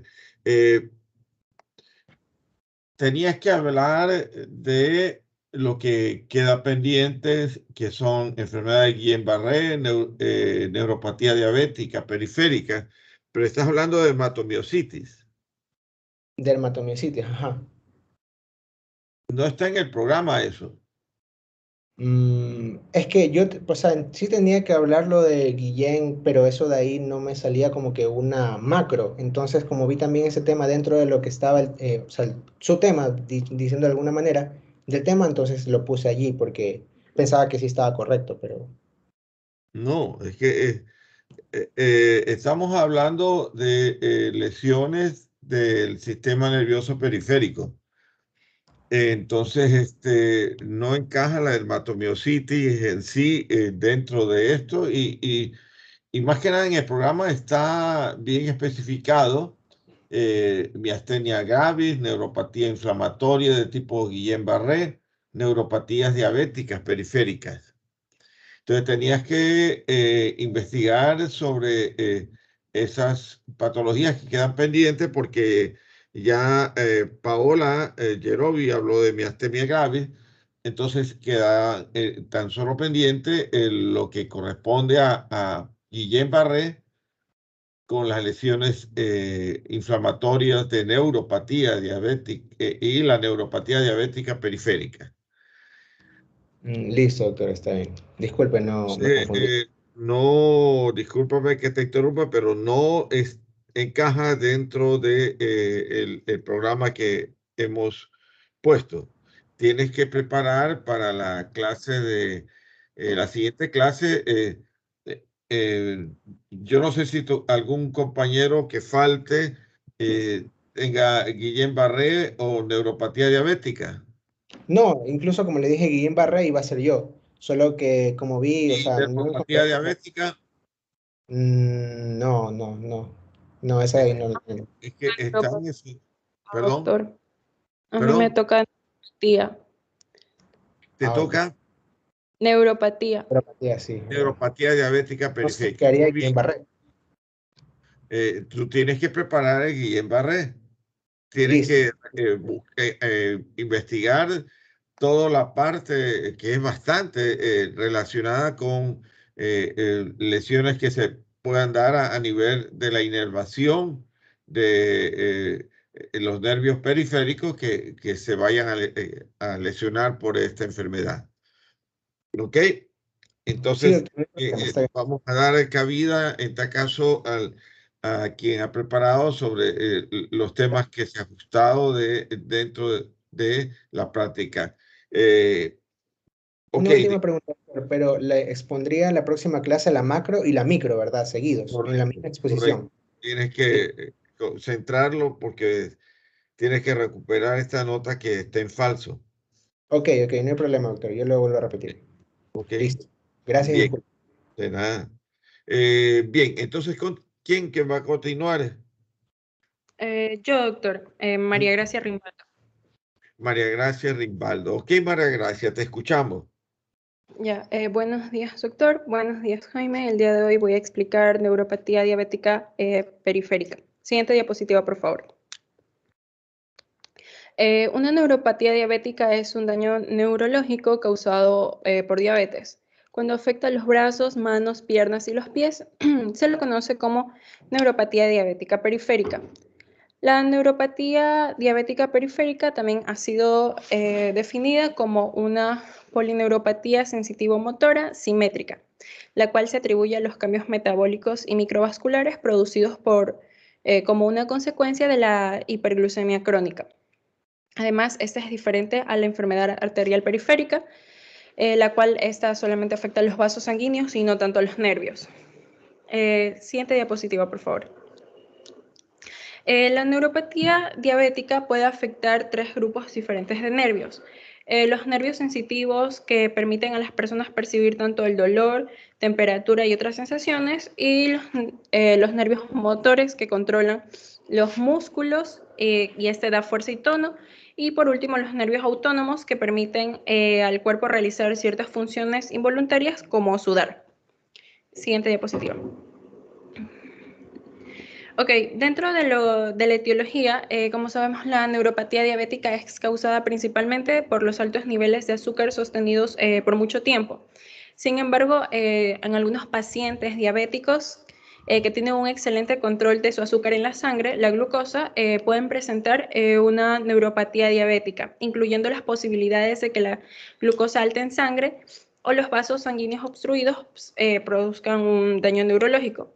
Otros factores que puede causar el daño de los nervios son daño de los vasos sanguíneos causado por altos niveles de colesterol, lesión mecánica causada por el síndrome de túnel carpiano, factores como el estilo de vida, el sobrepeso, tabaquismo y el consumo de alcohol. Además, se ha sostenido que los niveles bajos de vitamina B12 también pueden causar neuropatía. Sin embargo, la metformina es un medicamento común que se ha utilizado para controlar la diabetes y también puede aumentar los niveles de la vitamina B12. Siguiente diapositiva, por favor. Dentro de los factores de riesgo, cualquier persona diabética puede tener una neuropatía. Sin embargo, estos factores de riesgo se hacen más propenso a tener daños en los nervios. También un factor de riesgo es tener diabetes durante más de 25 años o más, poco control de la glucosa en la sangre, debido a que si no se controla la glucosa en la sangre, se corre el riesgo a tener complicaciones con la diabetes, incluso daño en los nervios. Antecedentes de diabetes, porque el riesgo de presentar una neuropatía diabética aumenta cuanto más tiempo se tenga esta enfermedad. La falta de ejercicio, el sobrepeso, es decir, tener un índice de masa corporal de 25 o más, puede aumentar el riesgo de esta neuropatía. Enfermedad renal, debido a que la diabetes puede dañar los riñones y el daño en los riñones envía toxinas a la sangre, lo cual puede provocar daño en los nervios.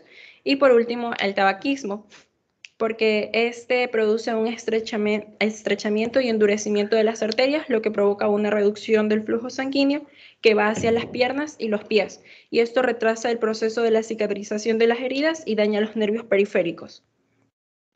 Siguiente diapositiva, por favor. Ok, dentro de la fisiopatología tenemos que los cambios periféricos y vasculares secundarios contribuyen al daño de las neuronas y de las células de Schwann. También se ha demostrado que la hiperglucemia causa glucosilación no enzimática de proteínas, de lípidos y ácidos nucleicos, y esto genera una glucotoxicidad. Los productos resultantes de la glucación avanzada resultantes interfieren en la función normal de proteínas, y también, por otro lado, las alteraciones en la señalización de insulina activan varias vías bioquímicas que afectan el metabolismo celular, lo que genera unos cambios estructurales de gran trascendencia, como desmielinización segmentaria, degeneración walleriana, microangiopatía, apoptosis. Apoptosis neuronal de los ganglios de la raíz dorsal y pérdida de fibras mielinizadas y no mielinizadas. La hiperglucemia aumenta la producción mitocondrial de radicales libres, lo que disminuye la capacidad de las defensas antioxidantes y activa las vías metabólicas, como por ejemplo el incremento de los productos finales de lo que es la glicación avanzada, la activación de las vías de los polioles, que es la aldosa reductasa, y la acumulación de la proteína sinasa C. Todo esto tiene un gran impacto directo en la actividad neuronal, la función mitocondrial, la permeabilidad de la membrana y la función endotelial. También, por otro lado, la hiperglucemia va a generar un estrés del retículo endoplasmático, lo que acumula las proteínas anormales y provoca la apoptosis. Las lesiones vasculares que ocurren en la diabetes crónica por la hiperlipidemia y otras alteraciones metabólicas también puede causar un daño isquémico en los nervios. Siguiente diapositiva, por favor. Ya. Bueno, aquí en este esquema podemos visualizar cómo la neuropatía y la enfermedad vascular, cada vez que esta va avanzando, causa lo que se conoce el pie diabético, obviamente, y esto posteriormente llevará a lo que es una amputación cuando obviamente hay un tipo de infección que llega a la gangrena. Siguiente diapositiva, por favor. Dentro de lo que es la clasificación de la enfermedad, se lo divide primero la neuropatía dependiente de la longitud del nervio y la duración de la diabetes mellitus. Se divide en polineuropatía diabética, que es somática y autonómica, y la polineuropatía de fibras delgadas. En la neuropatía que es independiente de la longitud del nervio, se subdivide en neuropatía oculomotora, radiculopatía toracolumbar, radiculoplexoneuropatía lumbosacra, neuropatías por atrapamiento, que es nervio mediano, cubital y peroneo, neuropatía isquémica de los miembros inferiores y neuropatía hipoglucémica. En siguiente diapositiva. Ya.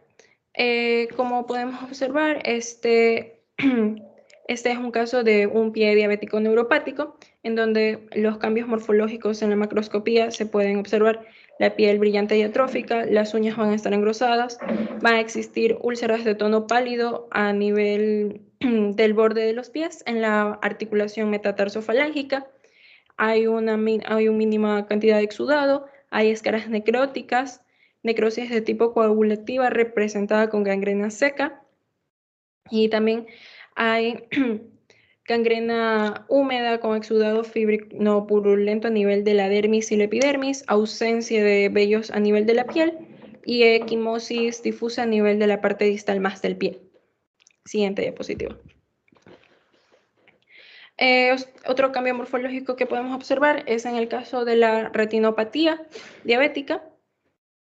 Y en la figura A se puede observar una retinopatía que es de tipo proliferante, en donde se observa claramente los neovasos papilares. Se incluye toda una neovascularización retiniano-papilar, que es bien definida, y también se puede observar hemorragia vítrea o periretiniana extensa. En la figura B también es una retinopatía proliferante. Aquí se pueden observar las cicatrices pigmentadas de la panfocoagulación.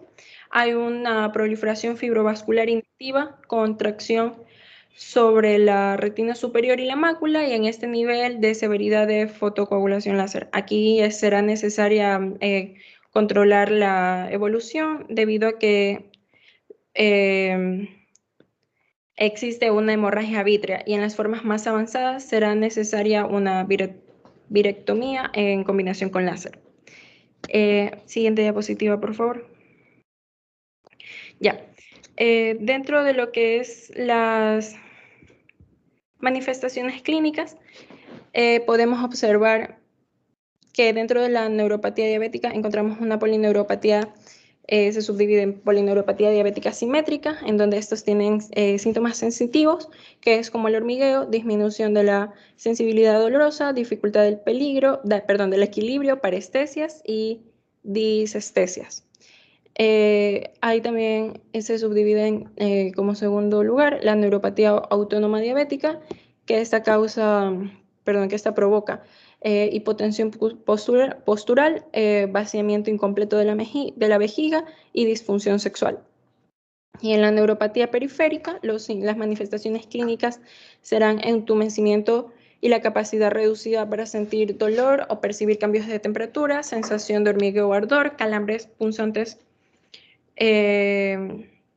o dolorosos, mayor sensibilidad al tacto, porque algunas personas, incluso con el contacto con las sábanas, suele resultarle doloroso, problemas serios en los pies, como úlceras, infecciones y dolor en los huesos y las articulaciones. Siguiente diapositiva, por favor.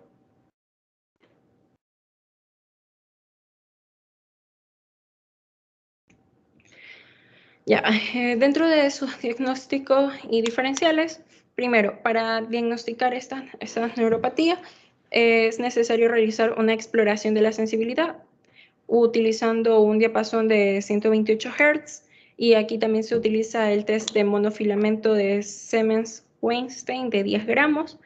Se debe realizar una exploración de los reflejos patelar y alquiniano, uso de la percepción de la temperatura en el dorso del pie utilizando hielo o agua fría, exploración de la marcha, exploración de callosidades en áreas altas de presión plantar, deformidades en los pies, dedos y uñas, desde el engrosamiento hasta incluso la atrofia.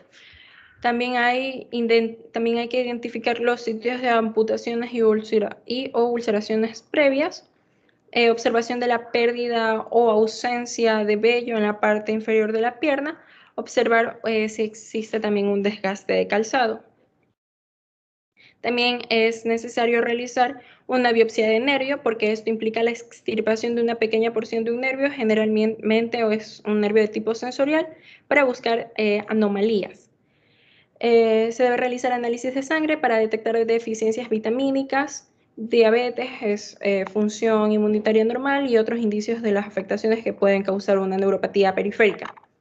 También un análisis de la función nerviosa, por ejemplo, la electromiografía, registra la actividad eléctrica en los músculos, la cual puede detectar daño en los nervios.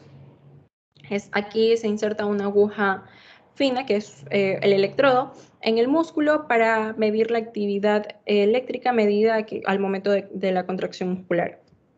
Dentro de los diagnósticos diferenciales de las neuropatías periféricas tenemos la neuropatía tóxica, o la neuropatía que se da por fármacos, por ejemplo la isoniazida, hidralazina y vincristina. La neuropatía metabólica alcohólica, déficit de vitamina 12, neuropatía vasculítica, neuropatía asociada al VIH, hipotiroidismo, neuropatías hereditarias, enfermedad de Fabry y paraneoplásica. Siguiente diapositiva, por favor. Ok, dentro de lo que es la epidemiología, como se sabe, la diabetes es la causa más frecuente de la neuropatía periférica. Se da en el 50% de los pacientes que tienen diabetes y es más frecuente en un 80% de los pacientes que tienen diabetes por más de 15 años, o sea que padezcan esta enfermedad por un largo tiempo. Afecta a los pacientes tanto con diabetes mellitus de tipo 1 como de tipo 2. Y la prevalencia global de la diabetes es de 472 millones de personas. Aquí se dice que para el año 2030 la neuropatía diabética periférica afectará a 236 millones de pacientes en todo el mundo. Otra cosa que también hay que recalcar es que los pacientes con neuropatía es más frecuente en la edad entre un rango de los 50 a los 59 años de edad. Siguiente diapositiva, por favor. Dentro de su tratamiento podemos encontrar que la pregabalina, que es un fármaco antiepiléptico, y la duloxetina, que es un antidepresivo inhibidor de la recaptación de serotonina y norepinefrina, pueden ayudar a calmar el dolor en los nervios leve moderadamente. También entre los medicamentos de esta clase se encuentran la amitriptilina, la desipramina, la imipramina, y también ejercen la misma función de disminuir el dolor, a pesar de que los efectos secundarios de estos fármacos pueden ser molestos, que incluyen resequedad de boca y un poco de somnolencia. Además, hay que tener en cuenta que los fármacos mencionados anteriormente son los únicos fármacos con indicación aprobada por la FDA para el tratamiento del dolor de la neuropatía diabética periférica. También se han estudiado ciertas terapias que son no farmacológicas para determinar la eficacia del tratamiento. La evidencia no ha sido suficiente para apoyar las recomendaciones del tratamiento con láser de baja intensidad, tratamiento por campo electromagnético, terapia de Reiki, ejercicio de acupuntura. Todos quieren llegar al mismo punto, que es disminuir el dolor. También dentro de la medicina alternativa para la neuropatía diabética se puede probar los siguientes medicamentos, como la capsaicina, que cuando se aplica en la piel, la crema puede disminuir la sensación del dolor en ciertas personas. Entre los efectos secundarios, aquí se puede incluir la sensación de ardor e irritación de piel.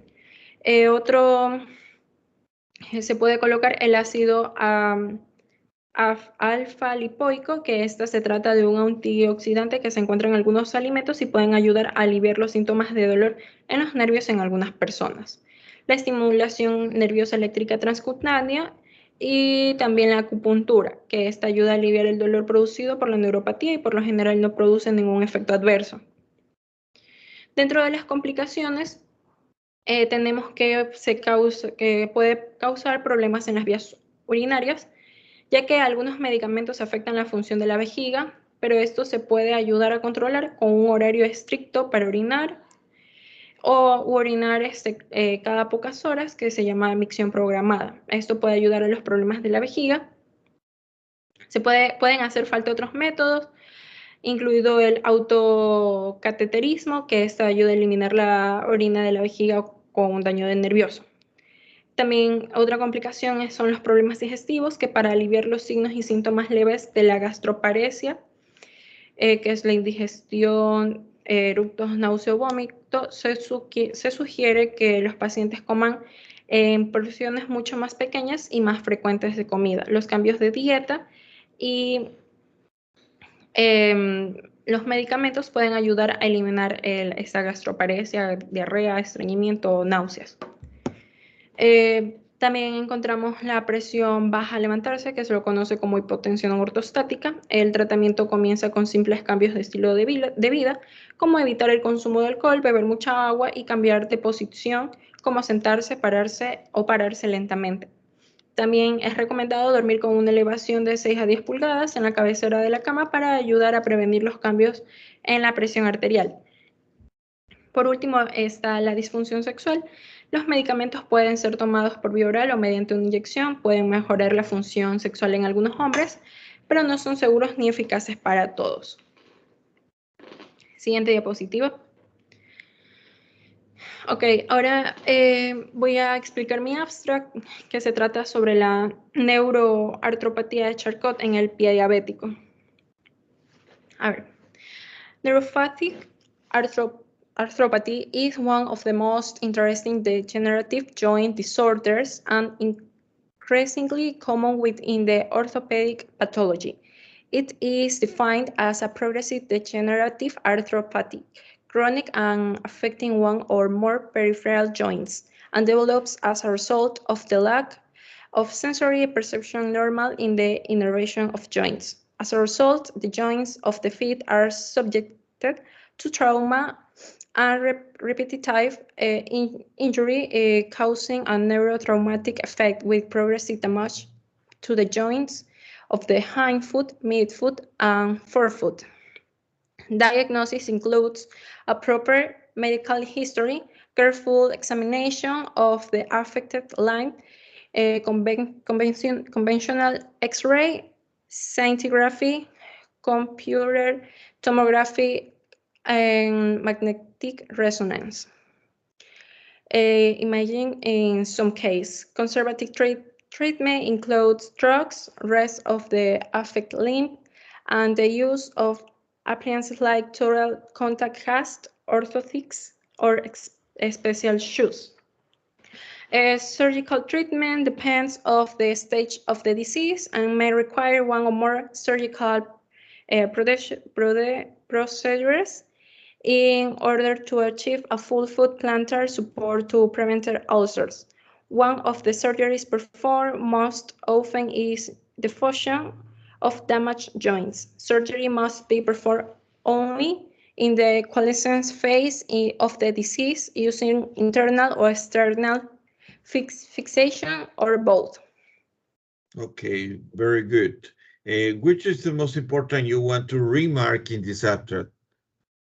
That the neuropathic arthropathy is degenerative, chronic, and progressive, that affects one or more peripheral joints, where the joints of the feet are subjected to repetitive trauma and injury, causing neurotraumatic effect. The treatment of Charcot arthropathy would be to avoid fractures, identify early an automatic or motor neuropathy occurs, and initiate treatment before progressive loss of sensation, the appearance of the deformity. Okay, that deformity is belong to what condition? Neuroarthropathy of Charcot. neuropathy shortcut. That makes the formation of the muscular and also skin and all the area involved in the food. Exactly. Yes. Okay, very good. Muy bien. Has hecho una muy buena investigación del tema. Te felicito, María Gracia. Me ha gustado la profundización que has hecho. ¿Tienes algún otro tema que exponer? No, doctor, solamente es hasta ahí. De ahí ya tocaría la parte de la microscopía la próxima clase. En la próxima clase, claro, perfecto. Bien, queda remanente algo de tiempo, yo lo voy a utilizar para explicarle algo sobre este particular. Joffrey, por favor, y a todos ustedes, porque el tema está puesto en el programa, así que por favor, si quieren modificar, tienen que preguntarme antes, no pueden tomar decisión y preparar alguna cosa que no corresponda. Doctor, disculpe, tengo una pregunta con respecto a los temas de exposición. Ujú. Yo soy del grupo 4 y en macroscopía el único tema que tenemos es patología de vaso y timo, pero somos 5 integrantes, entonces no sé si me puede ayudar para dividir los temas o algo similar. A ver, a Eso ver, corresponde a sistema hematopoyético, tercera semana, en la tercera semana. correcto. Ok. Ahí, bueno, ahí de acuerdo al programa dice mieloma múltiple, linfoma de linfocitos T periféricos, linfoma cutáneo, micosis fungoide, síndrome de Sézary, linfoma de células B. Ya, y para microscopía, doctor. Está compartido, Macro y Misco, los mismos temas. Ah, perfecto, perfecto, entonces, doctor.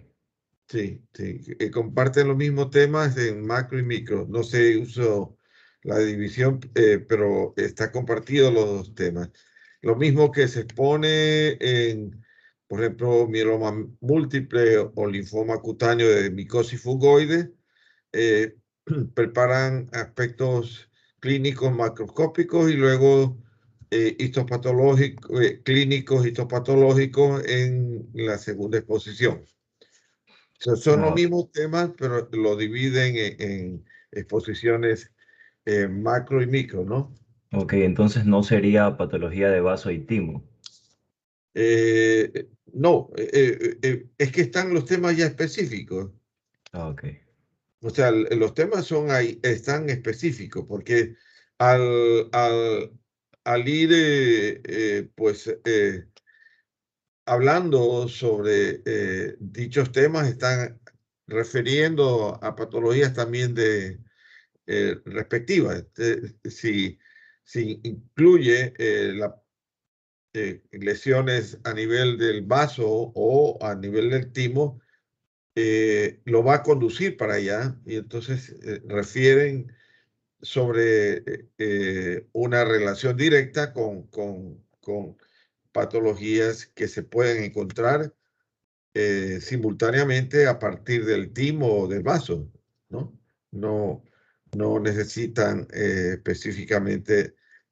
Tengo entendido que eso en el programa que ustedes ya vieron en la malla 1 tendrían que haber hablado sobre patologías de vaso y timo separadamente, creo, ¿no?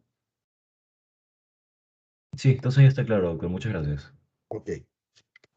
Doctor, una última pregunta, disculpe. Dígame. Yo soy Jofre, el que, o sea, me confundí con el tema. El viernes me toca exponer también la macro junto a la micro con mis compañeros, mi grupo, pero la pregunta que tenía era si es que hacía el tema del abstract, le ponía dos o ponía solo uno que tenga la macro y la micro. ¿Qué sería lo más conveniente en ese caso? Porque irían en una misma diapositiva o no. Lógico, lógico. Entonces, ¿haría dos o...? Tendrías que hacerlo así, algo que incluya los dos tópicos Ah, ya, o simultáneos. sea, uno que tenga la micro y macro. Correcto, naturalmente, busca algún tema que incluya los dos características. Listo, Entonces, listo, doctor, bien, muchas gracias. a la orden. Bien, con ustedes,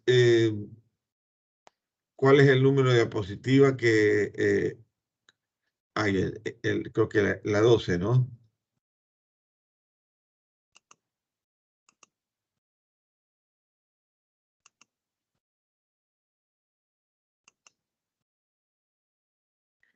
Bien, el schwannoma del nervio mediano, entonces vamos a, entre las características morfológicas macroscópicas, son lesiones muy bien circunscritas, palpables fácilmente porque son lesiones que están en la parte subcutánea, eh, sensibles de poder delimitarlas y al hacer dentro del aspecto clínico la palpación de la misma, pueden ustedes diferenciar algo benigno de lo maligno al moverlas. Primero la delimitan correctamente toda la lesión en toda su extensión y luego al moverlas, si se mueven con mucha facilidad, naturalmente están hablando potencialmente de una lesión benigna, ¿no? Naturalmente, esos tienen que, antes de decidir cualquier tipo de intervención, tienen que hacerse los exámenes radiográficos, ¿no? O resonancia o tomografía para observar que la lesión, por ejemplo, ahí está el nervio mediano, y se ve una masa tumoral bien circunscrita, bien delimitada, esférica, que no invade al tejido vecino, al tejido blando vecino, y que procede de la vaina nerviosa y que la circunscribe como una delgada membrana que lo está delimitando, ¿no? Entonces, con eso hace la intervención quirúrgica con mayor precisión y pues naturalmente pueden quirúrgicamente hacer una extirpación completa del tumor. El tumor generalmente es liso, brillante, de color, podríamos decir, rosado parduzco, está bien vascularizado, bien circunscrito por una cápsula, la superficie es totalmente lisa y brillante.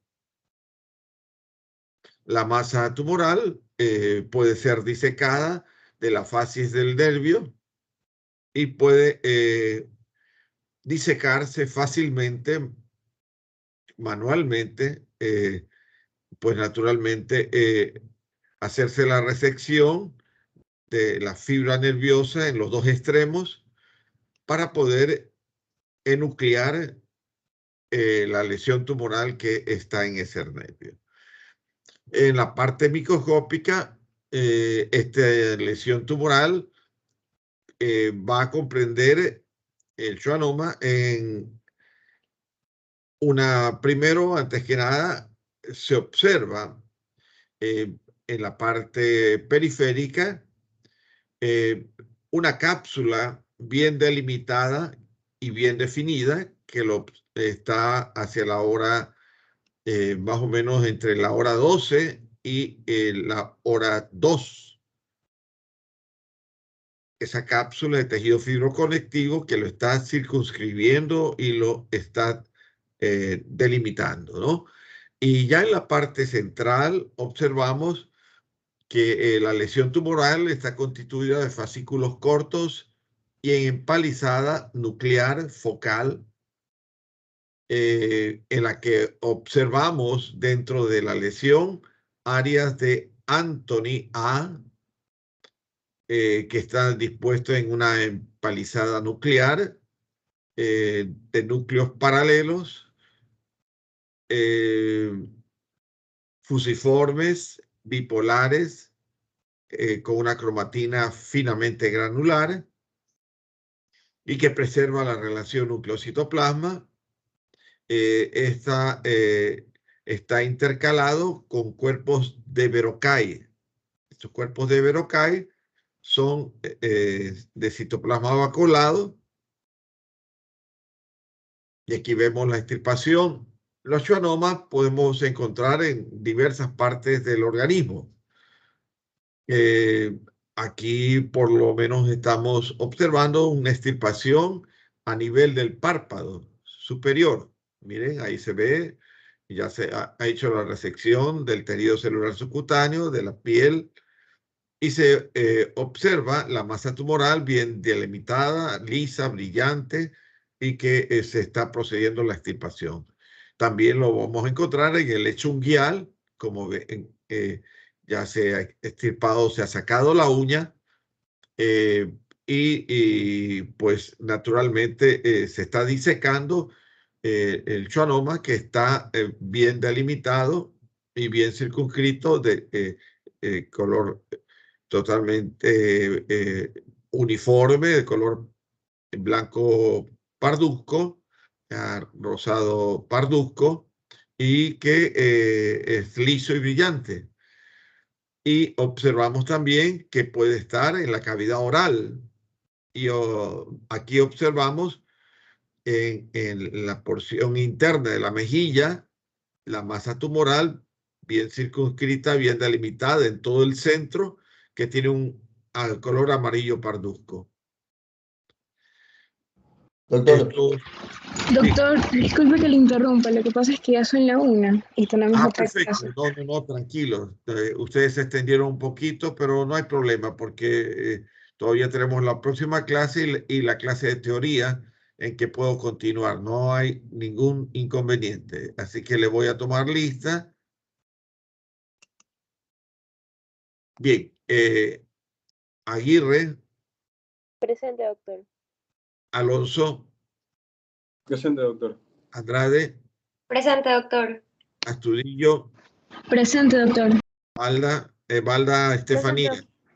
Presente, Pamela. doctor. Presente, doctor.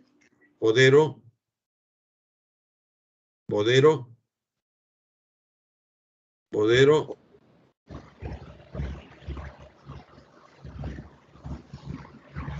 Cali. Presente, doctor. Campaña. Presente, doctor. Diab. Presente, doctor. Duque. Presente, doctor. García. Presente, doctor. González. Presente, doctor. Doctor, Jiménez. Dígame. presente, doctor. Buenas tardes. Soy Bodero. Creo que no me escuchó porque me puso falta. Ok, ahí está. Por aquí Ya, estoy, perdón, disculpe. no te preocupes. Jiménez. Presente, doctor. Buenas tardes. Ya. Buenas tardes. Jubín. Presente, doctor. Muñoz. Presente, doctor. Naranjo. Presente, doctor. Núñez. Presente, doctor. Pazmiño. Presente, doctor. Pérez. Presente, doctor. Ya. Rimbaldo. Presente, doctor. Mantilla.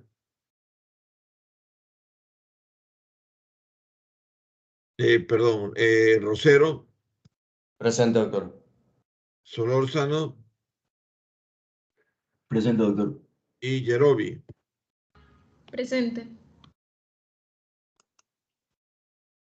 Bien, que tengan una buenas tardes. Ustedes, por favor, las mismas indicaciones que le doy siempre. Usen mascarilla.